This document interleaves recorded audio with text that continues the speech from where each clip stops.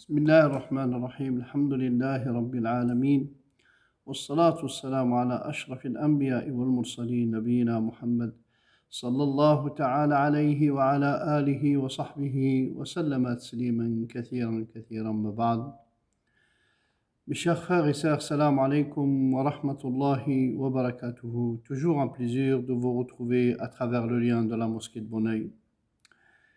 J'ai vu les commentaires, les débats qu'il y a entre les frères, les sœurs, l'intervention de certains frères à travers les réseaux.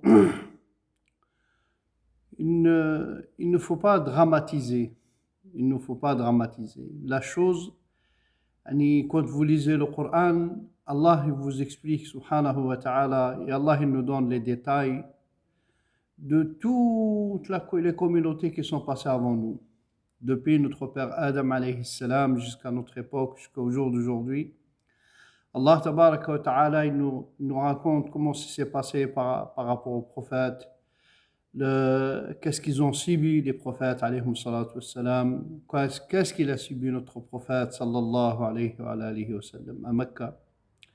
Mais cela n'empêche pas la vérité et la lumière à atteindre le cœur des gens. Cela n'empêche pas la propagande, le mobiliser des choses, du matériel pour empêcher les gens de venir vers Allah Azza wa Jal. Nous appartenons à Allah. Nous appartenons à Allah. Notre cœur, il appartient à Allah. Quand Allah Azza wa Jal, il veut mettre la lumière dans le cœur de la personne, قالت الأعراب آمنا قل لم تؤمنوا ولكن قولوا أسلمنا ولما يدخل الإيمان في قلوبكم. Quand Allah Azza wa Jal, il illumine ou il éclaircit le cœur de la personne, vous pouvez ramener toute la propagande de la terre, comme Allah il dit, subhanahu wa ta'ala, dans plusieurs sourates, yuriduna liyutfi'u nur Allah. Ils essayent d'éteindre la lumière d'Allah Azza wa Jal ou de la cacher. Mais on ne peut pas cacher le soleil. Le soleil, on ne peut pas le cacher. La lumière de la foi, la lumière de la croyance, Allah subhanahu wa ta'ala, par sa grâce et sa miséricorde, il l'a mis dans le cœur de la personne. Il y a des gens, vous ne comprenez pas, comme les gens, ils n'ont pas compris comment Omar, qui avait l'intention d'aller tuer notre prophète sallallahu alayhi wa sallam, comment Omar, radiyallahu anhu, les sahaba radiyallahu anhum, c'est une maqoula, c'est un dicton qui dit, hein, peut-être que l'âne de Omar il rentrera dans l'islam, mais pas Omar. ولكن الله يفعل ما يشاء بقدرته جل في علاه. Allah il fait ce qu'il veut, et cette propagande et tout ce qu'on peut faire contre l'islam, cela n'empêche pas les gens de venir vers Allah. Et des fois au contraire, wallahi, des fois au contraire, vous demandez aux frères qui vendent les livres, hein, qui vendent les livres, qui ont des librairies, qui vendent les livres de l'islam, vous leur demandez, à chaque fois qu'il y a la propagande elle est forte, c'est là où les gens s'intéressent, et c'est là où les gens viennent vers Allah Azza wa Jal. Ne vous inquiétez pas. Et ce n'est pas nouveau, ce n'est pas quelque chose de nouveau, ce n'est pas quelque chose qui arrive aujourd'hui à notre époque, non. Regardez, lisez un peu la biographie de notre prophète sallallahu alayhi wa sallam. Regardez ce qu'ils ont subi les sahaba. Il y a un compagnon qui s'appelle Tufail al-Dawsi radiyallahu ta'ala anhu. Il s'appelle Tufail, il était de la tribu de Daws. Les Mécois, les mécréants de Mecca, ils l'ont tellement parlé, la mise en garde, fait attention au prophète Mohammed sallallahu alayhi wa sallam, jusqu'à en rentrant à la Mecque, il a mis le coton dans ses oreilles pour ne pas entendre la da'wa de notre prophète sallallahu alayhi wa sallam. Walakin, mes chers frères, comme j'ai dit au début, mes chères sœurs, quand Allah il veut faire pénétrer cette lumière dans le cœur de la personne, personne ne pourra l'empêcher. Personne. J'ai regardé la situation d'une personne, d'un homme politique en Hollande, qui était à la tête d'un parti politique très hostile et qui passait son temps à dire des méchancetés, des choses pas. Aujourd'hui, je le vois en train de faire le Umrah, en train d'implorer Allah et de demander à Allah. Il ne nous appartient pas, il appartient à Allah. Et le tort qu'ils font les gens, là, ça fait partie, c'est une tradition. C'est une tradition. Pourquoi on s'inquiète? Pourquoi on est dans la folie? Pourquoi ils sont contre eux? Non, c'est la tradition, mes chers frères. Et cela ne fait qu'augmenter l'intéressement. Les gens, ils s'intéressent de plus en plus. J'ai rencontré un frère qui venait de l'Afrique du Sud. Et c'était une grande personnalité, c'est un grand professeur. Et ce qui lui a facilité, celui qui a donné l'envie de lire et d'apprendre et de regarder dans le Coran et de s'instruire par rapport à la religion, c'était ça, c'était la propagande. Wallahi, il jure par Allah Azza wa Jal, et on était dans la maison d'Allah Azza wa Jal, que ce qui l'a poussé, c'était la propagande qu'il entendait là ou là, dans les médias, Donc, c'est pas quelque chose de nouveau.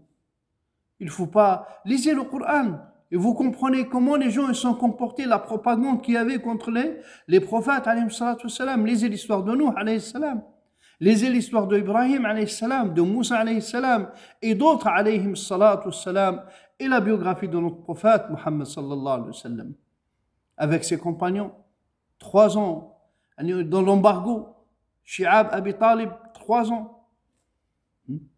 Jusqu'à ce que le compagnon il sort, il trouve la chair d'un mouton mort de je ne sais pas combien de temps, il la lave, il la cuit, il la mange. Ce n'est pas parce que Allah il nous a donné quelque chose de très noble. C'est la plus grande ni'ma, mes chers frères. Le fait de connaître Allah, connaître notre Seigneur, subhanahu wa ta'ala. Il n'y a pas plus une ni'ma, il n'y a pas un bienfait sur terre qui est illégal. Illégal, c'est le fait de connaître Allah, le fait de témoigner qu'il n'y a d'autres divinités que Allah et de suivre le chemin de son prophète, Muhammad sallallahu alayhi wa sallam. Il n'y a pas une ni'ma qui... Cette ni'ma, l'insan mahsoudun alayha. Les gens, ils nous envient par rapport à cette ni'ma. C'est pour cela que vous entendez toute cette propagande. L'autre, il parle, les musulmans, ils font, les musulmans, ils tuent, qu'Allah nous en préserve. Depuis quand le musulman est tué? La rahma d'Allah Azza wa Jal. Regardez toutes les communautés. Toutes les communautés, que ce soit la communauté juive, la communauté chrétienne, d'autres communautés, ils ont vécu chez nous combien de siècles? Ils gardent un très beau souvenir de la vie qu'ils ont vécue avec nous. Depuis quand le musulman il était un barbare? Depuis quand le musulman il était une personne qui tue, une personne qui fait du tort, qui fait du mal? Qu'Allah nous en préserve. C'est pour cela il ne faut pas trop se faire du tort, de se faire du mal, et pourquoi, et comment, et pourquoi, non. C'est la tradition qui veut, c'est la tradition. Et des fois, de la difficulté naît quelque chose de très beau. Dans la difficulté et dans la tourmente, et la dame, quand elle est dans les derniers moments d'accoucher, c'est là le moment le plus dur, et c'est là la joie la plus grande. On demande à Allah tabaraka wa ta'ala qu'il nous donne une vision très claire de notre religion. Le frère Boumediene, il m'a avisé d'une question qui a été posée par un frère ou une sœur par rapport à la Umrah. La Umrah, le frère y va, c'est ce qu'on appelle le petit Hajj, le petit pèlerinage. Le Umrah, la personne qui doit partir, comme il a été dit, ce sont des conseils de nos savants, beaucoup d'istighfar, se préparer psychologiquement. On va dans un endroit saint, le plus saint de la terre. C'est là où il y avait la révélation à notre prophète sallallahu alayhi wa sallam. On va avec l'intention d'éclaircir la relation entre nous et Allah Azza wa Jal. Et faire la Umrah dans les meilleures conditions. La Umrah, c'est simple. Seulement, il faut être attentif à ce que al-miqat al-makani, l'endroit où on doit déclarer l'intention avec laquelle déclarer l'intention de la Umrah, il faut la respecter. Il faut demander est-ce que vous allez à Médine et après de Médine vous passez par le miqat qui est désigné pour les gens de Médine, ou vous allez directement à Mecca faire l'Umrah, et de là les responsables de l'avion, les responsables du vol, ils vont vous dire, on arrive à un moment, déclarez votre niya, la niya de la umrah, labbaik Allahumma bi umratin. On doit prononcer le dua, la niya, on doit la prononcer et rentrer et faire, si on rentre directement à Mecca pour faire le tawaf, pour faire le umrah, certains ulama, comme il a été dit par notre éminent cheikh, rahmatullah alayh, Amin Shanqiti, il a dit, ne cherchez même pas la maison, posez vos affaires dans un endroit de confiance, dans un endroit où ils seront surveillés, et commencez comme il a fait notre prophète sallam. La première des choses, vous ne faites pas de raka'a quand vous arrivez, vous faites le tawaf. Tawaf de la umrah, 7 tours. Mais l'essentiel, ça c'est facile. Comment faire la umrah, c'est facile. L'essentiel, c'est comment rentrer dans un but spirituel. Profiter de ce moment incroyable, l'endroit béni, l'endroit sacré auprès d'Allah Azza wa Jal, le Kaaba al-Musharrafa, la Qibla des musulmans. Rentrer dans cet endroit pour avoir le maximum de la spiritualité.